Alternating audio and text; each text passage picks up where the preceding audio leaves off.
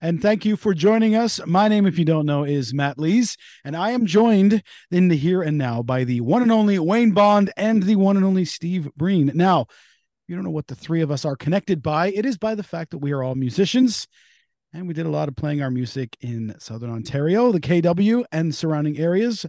So, gentlemen, hello, and thank you for joining me here on this digital, whatever this may turn out to be. Thanks for having us. Hi, Matt. Hey, hi guys. Nice to see you. Now, the reason that we came together was people who know me have heard me talk many times about the Boathouse. It's become this like mythic place. Like I'm pretty sure it glows in all my memories. Like it's just glowing all the time. And it's just this incredible where musicians went to sort of learn and experience and grow together. And where I'm going with this is there was a musician that played every Sunday, and he was the guy that all the musicians came to see play every Sunday. And I'll never forget that every Sunday, Boathouse was full of musicians, of course, there to see the one and only, the legendary Mr. Paul MacLeod, who, of course, is sadly no longer with us. So we're not just here to talk about his music. We're also here to talk about his legacy and the life that he leaves behind, because not only were you guys colleagues of his, you were also personal friends of his, right? Yes. Yes. So you spent a lot of time working with him on various projects and maybe seeing a side to Paul MacLeod that a lot of the musicians wouldn't have seen. So I would love to know how you guys initially met Mr. Paul MacLeod. You can go in whichever order you see fit, but I would love to hear. I'd say alphabetical, but then even that's really close. All right. Well, Steve, you might as well start because sure. I'll start. I met Paul in I would say 1986. Wow. And I met him. He was a teenager, and I was dating his sister and ultimately married his sister. And so Paul was my brother-in-law. And when I met Paul, we used to go over to his dad's place for Sunday dinner a lot of times. And he called, he lived at home. Of course, he was like 15 years old. And he phoned me the one Sunday, and he said he had purchased a guitar, and he wanted me to bring my guitar over and help him to learn to play.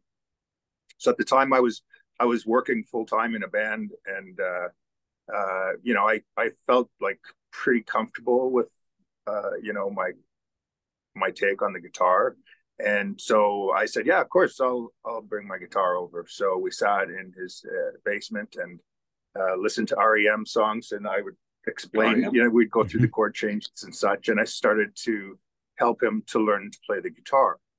And, one thing a lot of people probably know about Paul is that anything Paul did, he had to do, he was 100% in on anything he did. He wanted to play volleyball in high school, and he ended up being like, one of the best volleyball players. I think that they went to provincials or whatever. Just everything he did, he jumped right into it. So he did the same thing with the guitar. And the story I always like to tell about Paul is I started to teach him to play guitar. And I remember the first time we sat down together, and he'd be like, well, how do you do this? How do you do that? And it was only a matter of probably 6 months or 8 months. And then I was suddenly saying to him, well, how do you do this? How do you do that? Like he started and he soared, right?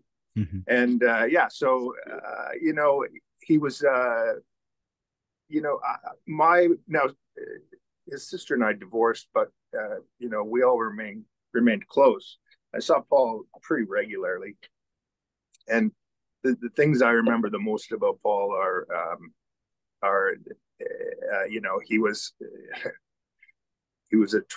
a tormented guy later in his life, but early on, and something he continued to do was he was a very loving guy, and he was so willing to help other people, like in many ways, but mostly I'm speaking in regard to the music.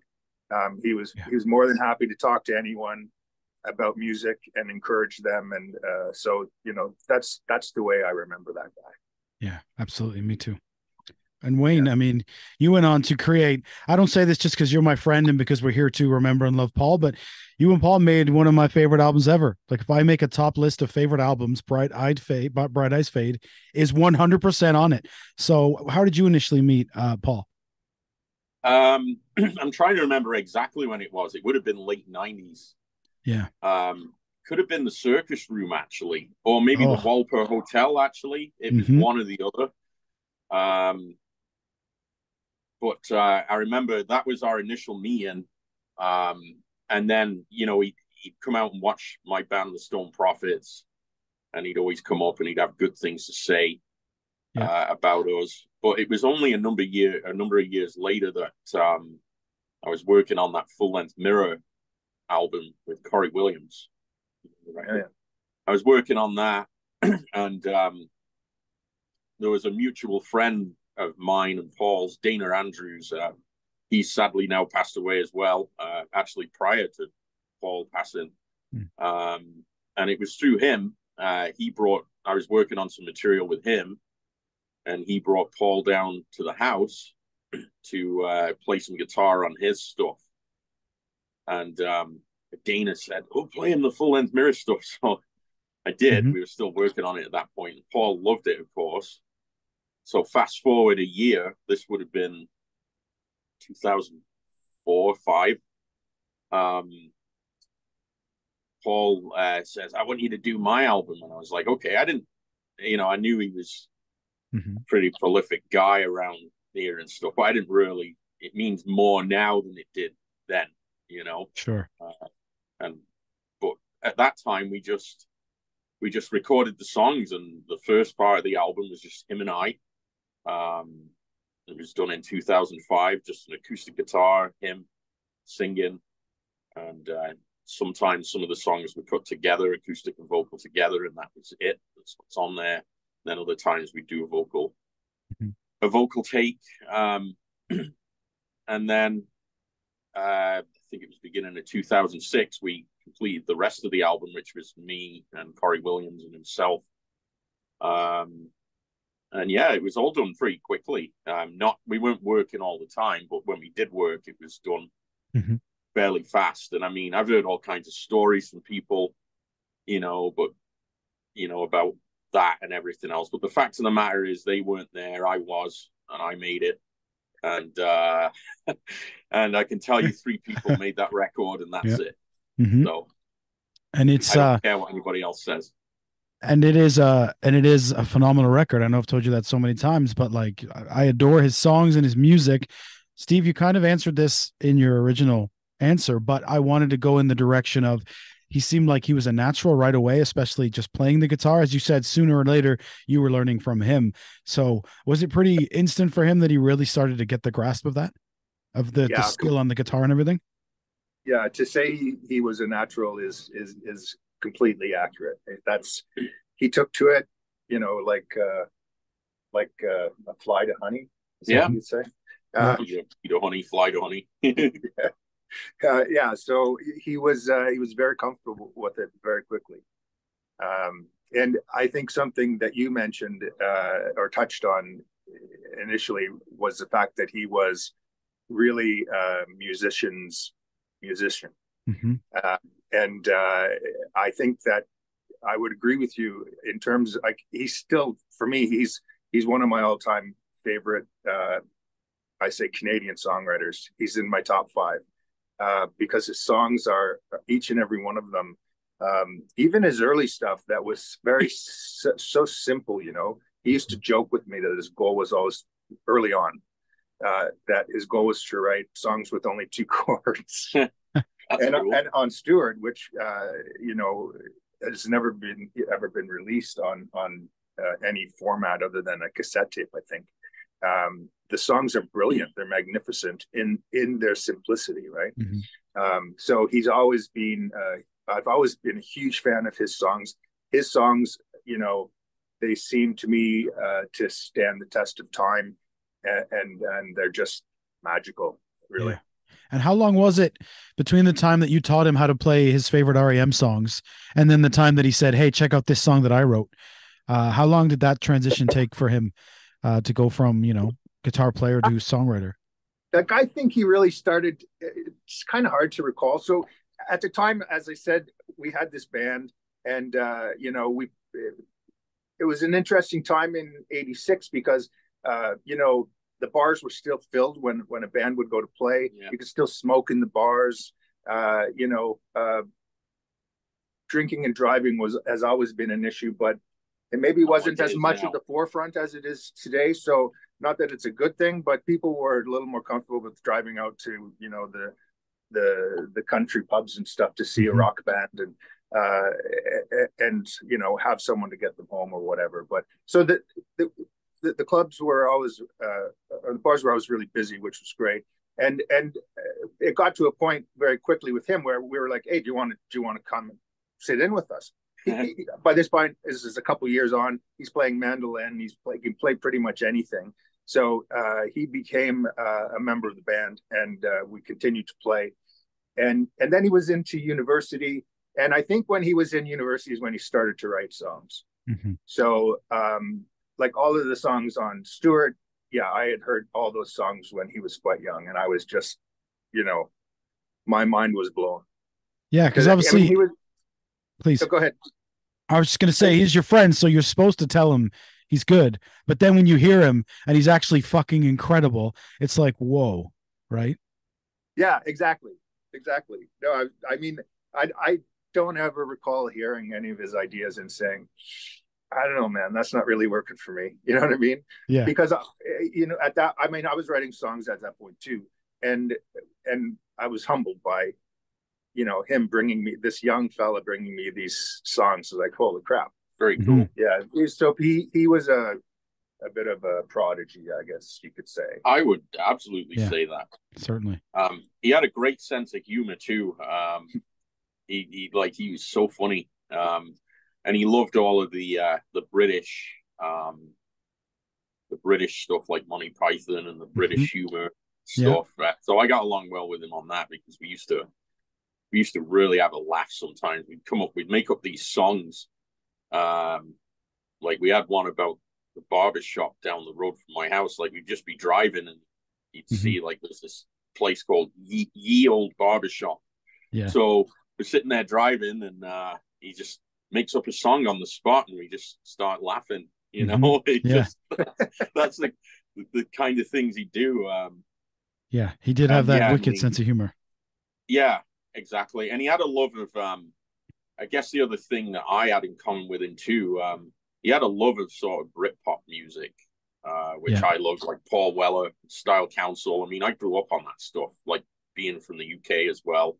So I knew a lot of that stuff, but the time he found it, he would just go into the record shops or he'd read the Record Collector magazine because there was no internet back then, when he was learning stuff. So he'd just take a chance and buy the records, or he'd read about them in a magazine, and he'd buy the import records and stuff. So he had a good handle on the British music scene that wasn't available in this country. Now you can find it all because of streaming and stuff, but so he was really influenced by that. Like Paul Weller, I can definitely hear the influence. Sure. In his material. I mean, but he had so many different influences that made him what he was, in himself, right? I mean, he played Sundays at the Boathouse for what felt like forever during those formative years for me musically, and you never heard the same set twice. Like, it was his tunes he would play like just from any stretch of any sort of genre, and he would sort of put his little spin on it, his twist on it. You mentioned his sense of humor as well. I can remember a specific Sunday when I didn't even really know that he knew who I was, but obviously I'd played a few times around the Boathouse area, and he asked me to come up and play during his break. So I was surprised, and I thought, I didn't even know you knew who I was. And he said, oh, no, I like your songs. Play for a few minutes. So I'd play like 2 songs, and then he'd lean in that famous back window by the bar at the Boathouse, and he'd just kind of give me the sign. And then he'd go back out and keep drinking, and I'd play another 2 songs. And I think at this stage, or even now, I'd think, okay, I'm running out of songs now. That's about it. I'm running out. So then give me and I can remember asking him from the stage, hey, do you have a capo I can use? I'll never forget. Yeah, he loved that, didn't he? I'll never forget. He shouted back, no, I learned how to play the fucking thing. Yeah, and it was made with right. love, but it was like that was his sense of humor, right? That he was just like, he was being genuine. He's like, no, I know how to play the guitar. I don't need a capo. But he had that fun poke at you sort of sense of humor that he always kind of carried around with him, which again, you always hear about, or you hear very often about people who do have those inner demons and those inner struggles as well, that their ability to bring so much joy to those around them, right? But yet they have such a struggle themselves. It's just wild that he was such a, like you said, he was so many things, but it was that magnetism that really attracted everybody. Like I said, when on a Sunday you'd have all the musicians that would play the KW area during the week and during the weekends. That's the reason he'd probably play so late on a Sunday, is we'd all go there and all the musicians would be sitting around watching Paul play. Yeah, on everybody a Sunday. Yeah.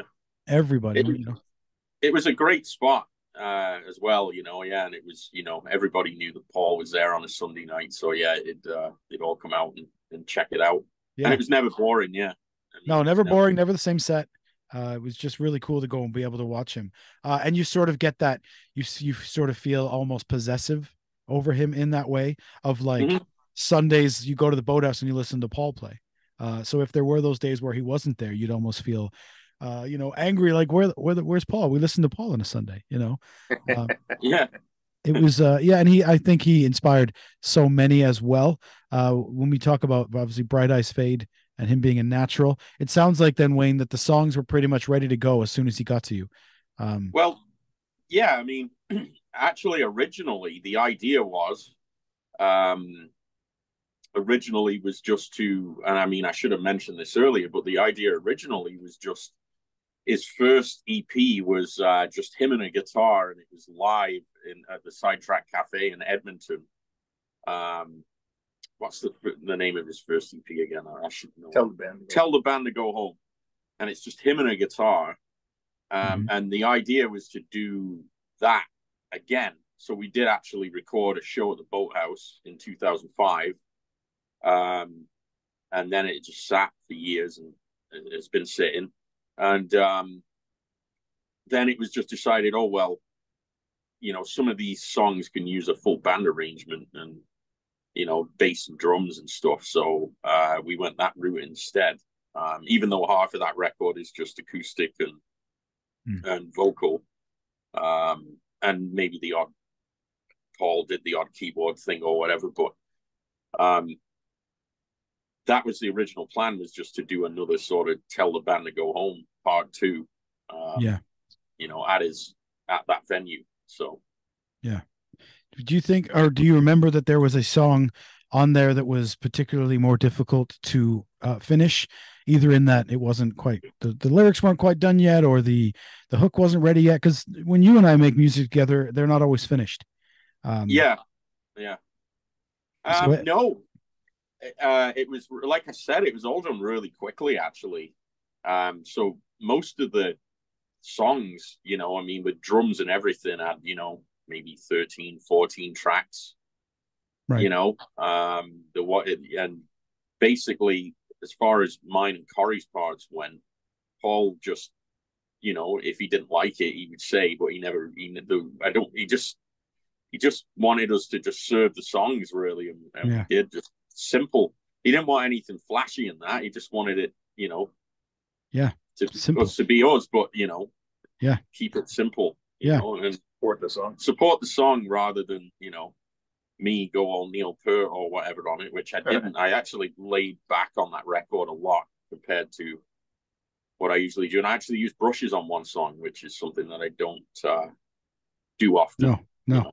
You like to make as much noise much noise as possible, from what I remember. Yeah. Well, that's the point. If you're going to play drums quietly, there's no point playing them, right? Well, yeah, that's what we were just talking about earlier, actually. Yeah. I don't want to be the guy sitting in the back tapping about. I want to be heard. I want people to know I'm there, right? Yeah. So, I can remember, it's not about us, but I can remember a specific gig, Battle of the Bands, where you weren't happy with the drum kit, so you went home to get your own. Yeah. Remember that? You're like, I'm not playing that thing. I'm leaving. And you went to get your own set. And then you set it up for our set, and then you took it back down and let the rest of the bands play the rubbish set. So, I can remember that day. That's cool.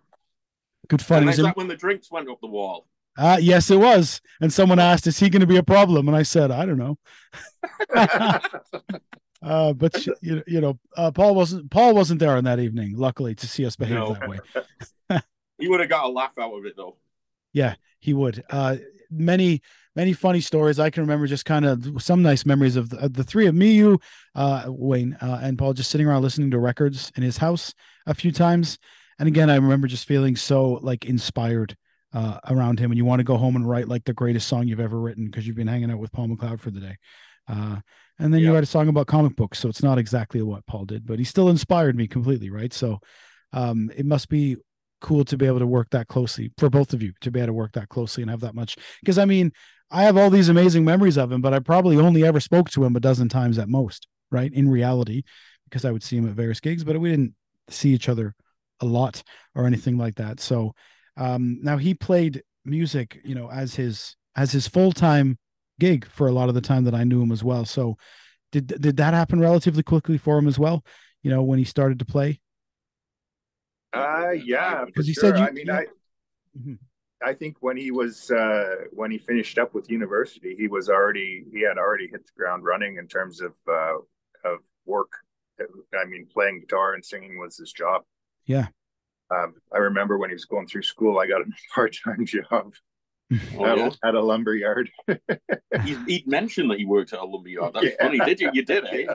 How did that work out? Well, I mean, he did fine there, but it obviously wasn't his passion. No. But no, I think that was the only other job he ever had other than playing music. Yeah. So yeah, he was, he worked hard at it. Yeah. Oh yeah, he did. Yeah. Yeah, it certainly wasn't something that was like it was easy and handed out. Like he worked his ass off to be able to be a professional musician, and it showed both in his quality of performance and his professionalism. You don't hear very many people with bad things to say. The musicians that he hung out with were all just, I don't know, like I say, in awe of him. Is that, I'm not trying to sort of over extenuate how we all felt about him, but that is really how people felt about him. Yeah, I think you're right. I mean, the other thing was, and you touched on this a bit ago, like he was so charismatic, and when he talked to you, he was so focused on that conversation. He had this ability to make people feel special because that was him. That was the way he communicated with people, right? Mm-hmm. So yeah, there's a bit of magic to that guy. He was always happy to, like Steve said earlier, he was always happy to help other musicians too, or give them advice, or play on their albums and stuff. Unfortunately, we never got into guest on yours. I mean, it was talked about because he heard some of the stuff at various stages as we were doing it. Yeah. So he definitely heard some of the material. It was just, unfortunately, we never got it together where we could make that happen. But he was always happy to help other musicians, and even with just a kind word like "great set tonight" would make a musician. If Paul MacLeod said to you "great set," you'd feel like $1 million.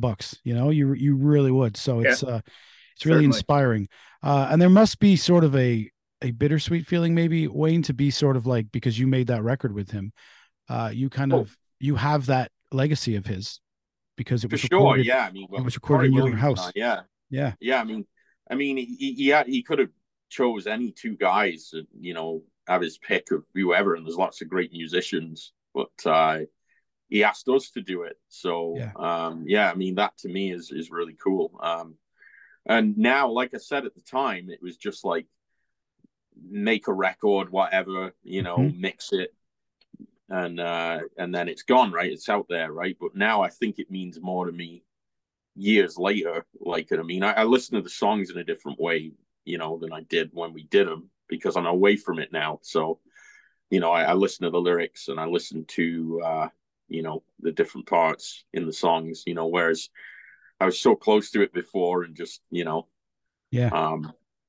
we were working on it and stuff, it was just, you can't listen to it the same. It's like that with anything as well. Like, sometimes after working on something, I'll go back a few years later and I'll be like, oh, this isn't that bad.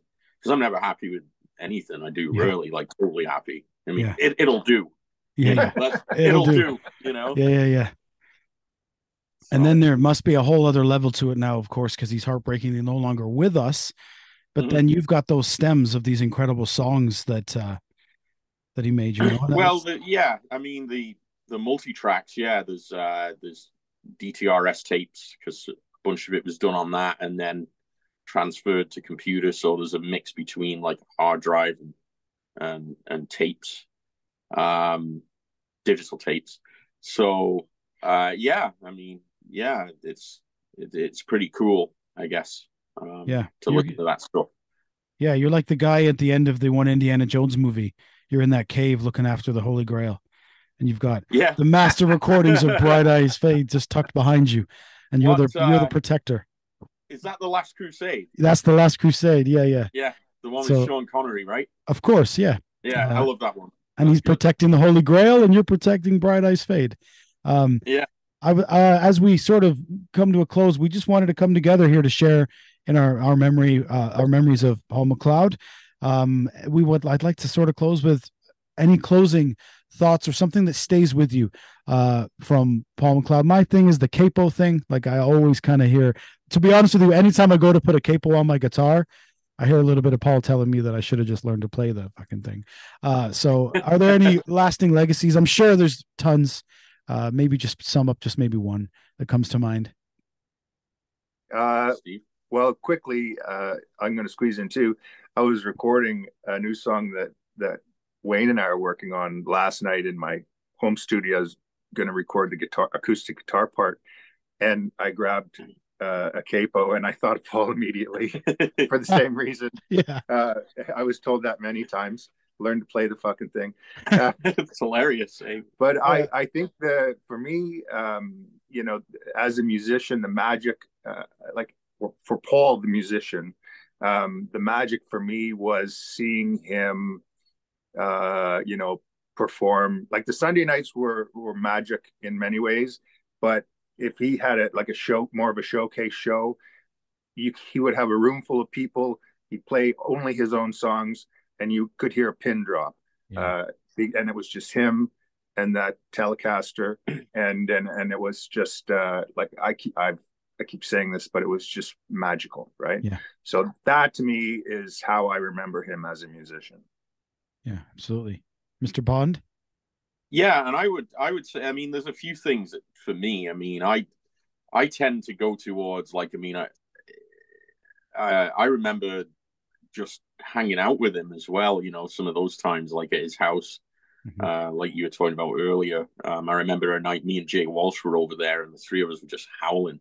Paul was pulling out his vinyl collection, and there was some, I forget what band it was. It was some funny joke band, and the whole album was recorded. It was from the 80s. It was recorded with like Casio keyboards and stuff. So the three of us, do you know what I'm talking about? I'm not sure. So we were just sitting there, and we were just fucking howling, like listening to it. I mean, obviously smoked a little bit and had some beers and stuff, and it was a fun night. So yeah, I mean, I often think about that night because it was like I've never laughed so hard like in a long time, as I did then. And then obviously, just the musician he was, and just being able to work with him. I'm thankful for that, that I got that opportunity to be able to, make that record and record him and play on his stuff and work with him on that level, because I guess a lot of people would have wished to have done that didn't get the opportunity, so yeah, definitely. Like I said, I'm grateful, Yeah. I think everybody who met him in that way is certainly grateful to have known him.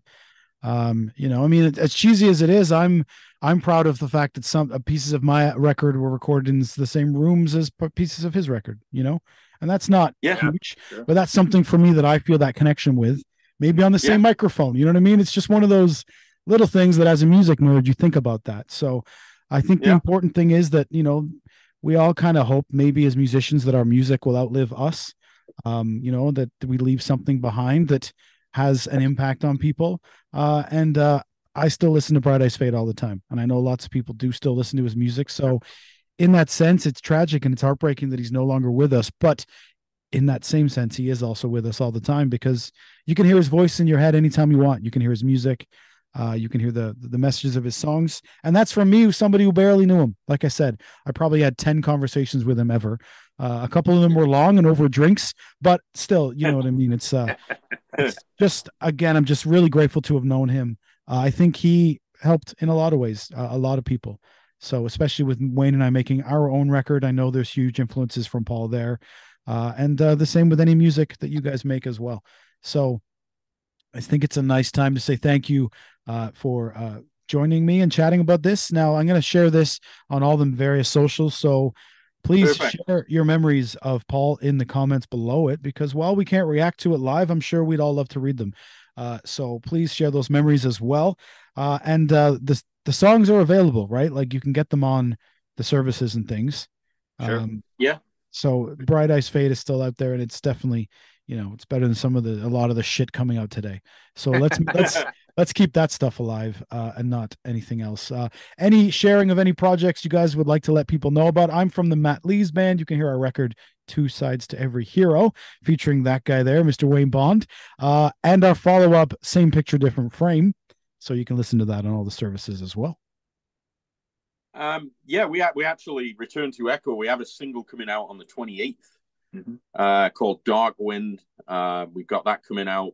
We've got a bunch of others we're working on now that we're doing. Awesome. And yeah, we should have a record. We were planning on January of 2024 to have a full record released. So after this one, we've got one more single coming out, which is a Beatles inspired song, and cool. It's great, and it features Steve's brother Paul on the bass. So yeah, we got that coming out, and then we'll just stay quiet for a bit and finish the record, and hopefully have it out by January. Yeah, but I'm really excited. And then obviously the Matt Lees band, we've got a few things in the oven too. Absolutely. For that, awesome. We've got a couple of things that we're working on. A couple of singles come in and stuff. We've always got something in the back burner. There's always something MLB related bubbling somewhere off in the background of a cave somewhere. There's a little Matt Lees band project bubbling. But of course, Wayne and so many fabulous musicians work on so many projects that, you know, things take time. You have to sort of set aside, like you said, set a deadline. January, now you work on this record, and then you work on the next one, and then you work on the next one. Yeah, because it just gets all out of control if you don't. So that's why we kind of, you know, Jay Hine and I were talking, and we all feel that, yeah, January is a time we can have it done. I mean, it might not all get finished by then, but we're going to try. We're going to try at least. As long as it doesn't take 10 years, right? No, exactly. Yeah, like yours. Like ours did, yeah. But, you know, it all becomes worth it when you can do that. Yeah, exactly. So no matter what happens, nobody can ever take that away. So I'm very proud of that. And to close it all out, Paul MacLeod's a big part of that, because he was one of the first musicians, not friends or family, to show a bit of interest in me when I was just a kid with an out-of-tune guitar. Now I'm a grown man with an out-of-tune guitar. Wayne, you're one of them as well, but they're the first musicians that really took an interest in me and showed that they wanted to work with me as well, showing that maybe I wasn't just supposed to just play my mom's basement, right? So Paul was a huge part of that for me. So I'm also grateful to have known him. So I think that's a beautiful way to wrap up. The radio broadcast for me is freaking out because it says 1 minute left. So I want to say thank you so much to both Steve and to Wayne. You guys rule. And let's talk soon. I'll be in Canada soon, so we should share a beer. Sounds great to me. Sounds good. All right. So listen to Bright Eyes Fade and all the Paul MacLeod songs wherever you can. Share your comments and thoughts and feelings and memories in the comments below. And thanks for joining us. Guys, be well, take care, and I'll talk to you soon. Thanks, Sounds Matt. good. Thank you. Bye, guys. See ya. Bye.